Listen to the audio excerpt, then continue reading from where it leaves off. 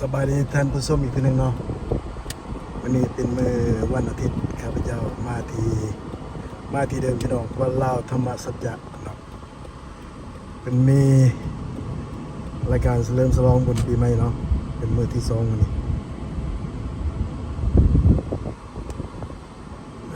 บนปาร์กิ้งครับพี่น้อง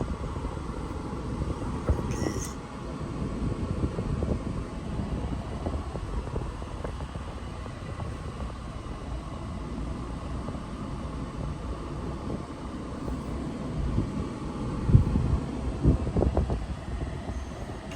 เดี๋ยวเจอกันใหม่สบายดีกันดีพี่น้องมื้อนี้เป็นมื้อที่2ของการเฉลิมฉลองบุญปีใหม่ลาวที่เมืองเฟรสโนรัฐแคลิฟอร์เนียเนาะตอนนี้ข้าพเจ้าก็เข้ามาถึงสถานที่เรียบร้อยมื้อนี้ก็เป็นมื้อที่2ที่ว่า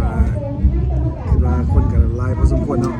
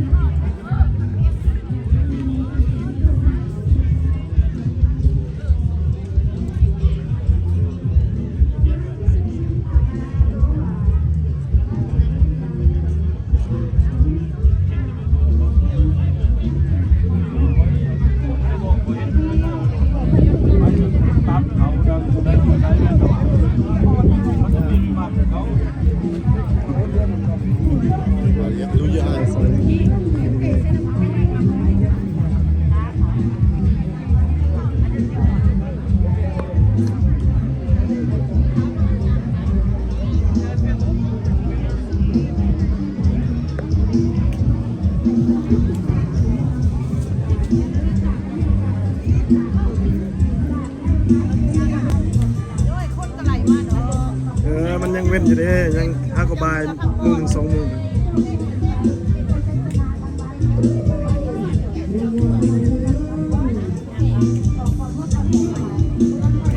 ขายเสื้อผ้าเนาะฮัลโหล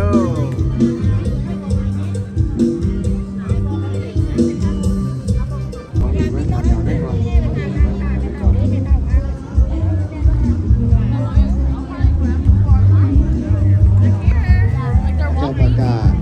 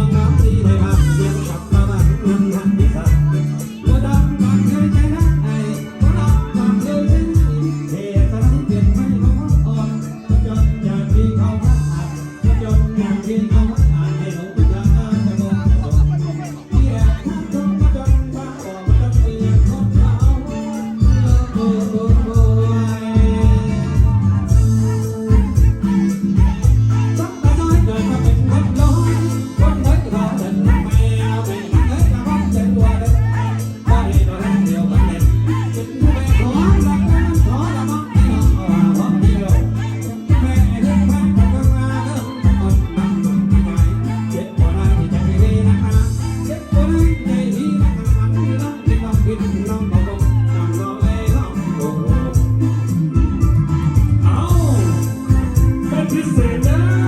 สาวสุดแดงสาวกระโปรงแดงสาวทรงแดง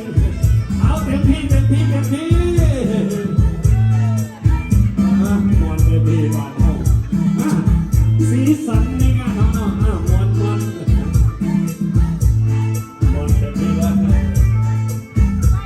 เอาโอ้จ้าน้องจ้า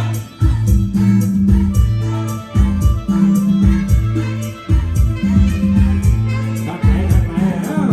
รัวเขาจังรัวเขา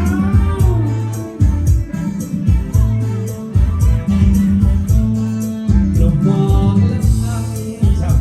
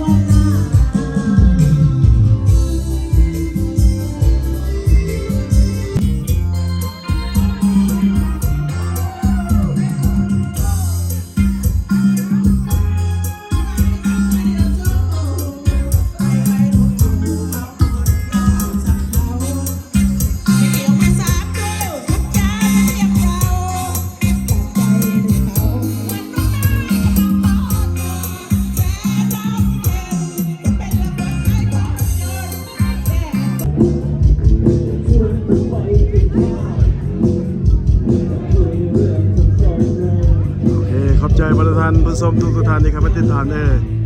มื้อนี้บ่ค่อยมีเวลาเลาะไปเที่ยวแม่ค้าเซาขายปานใดต้องขอกราบอภัยเนาะบ่ได้บรรยากาศดีๆมาฝากมาตอนอาทิตย์นี้เป็นวัดธรรมสัจจะบุญปีใหม่แต่ว่าอาทิตย์หน้าพี่น้องอยู่ที่เฟสโนวันที่25-26แม่นมีบุญปีใหม่เนาะเป็นงานสุดท้ายสำหรับปีเวลาของเฟสโนเนาะพบกันอยู่ที่วัดแทลแมนเด้อพี่น้องวัดแทลแมนเทมเพิลเนาะผมกับวงดนตรีไฮไฟเป็นกะมีในข่าวสาวขายไปจองบูธลายแล้วเนาะเชิญติดตามต่อไปเด้อพี่น้องขอบใจที่เข้ามารับชมใครบ่ทันได้เป็นแฟนเพจหรือว่าแฟนของสองคนลาวยินดีเสกพยายามกดไลค์กดติดตามเด้อพี่น้องและฝากช่วยกดแชร์หรือว่ากดติดตามกด Subscribe เด้อเนาะขอบใจหลายที่เข้ามารับชม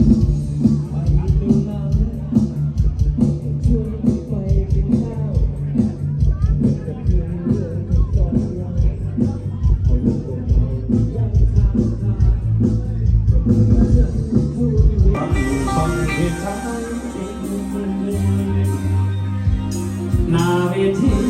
ว่าหนักไปเห็นแต่แม่ตากำลัง